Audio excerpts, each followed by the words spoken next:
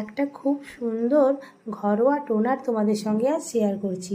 আমি বাটিতে নিয়ে নিয়েছি একটা শশা কুড়িয়ে তার রসটা, তার সঙ্গে নিয়ে নিলাম হাফটা লেবু নিচড়ে তার রসটা। তো শশা আর লেবু এই দুটোর রস আমি সুন্দর করে বাটির মধ্যে মিক্স করে নিলাম একসঙ্গে। এরপরে একটা শুকনো টিস্যু এই রসের মধ্যে ডিপ করলাম, যে টোনারটা আমি বানালাম। তারপরে এক্সট্রা দেখো টোনারটা আমি একটু চিপে বের করে দিলাম, নাহলে গোটা গায়ে পড়বে। তো তারপরে এই টিস্যুটি আমি মুখের মধ্যে চেপে রাখবো 5 থেকে 10 মিনিট, দিয়ে একটু চেয়ারে হেলান দিয়ে বসলাম। সুন্দরভাবে এই টিস্যুটা মুখের মধ্যে চেপে রাখায় এর যে টোনারটা সেটা আমার স্কিন অ্যাবজর্ব করে নেবে অনেকটাই। তারপরে আরও একবার টিস্যুটি নিয়ে যে টোনারটা এক্সট্রা থাকবে তার মধ্যে ডিপ করে আবার একবার এরকমভাবে লাগিয়ে নেব মুখের মধ্যে।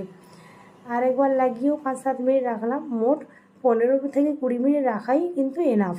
তারপরে এক্সট্রা যে টোনারটা সেটাও আমি মুখের মধ্যে এরকমভাবে ড্যাব ড্যাব মোশনে টিস্যু দিয়ে লাগিয়ে নিচ্ছি। এই টোনারটা কিন্তু ভীষণ ভালো। এরপরে এটা মুখের মধ্যে কিছুক্ষণ আমি রাখবো, তারপরে 10 থেকে 15 মিনিট পরে প্লেন জল দিয়ে ধুয়ে ফেলবো। এবার যারা সেনসিটিভ স্কিন যাদের আছে তারা কিন্তু লেবুর রসটা একটু পরিমাণে কম দিও, তাহলে কোনো সমস্যা হবে না।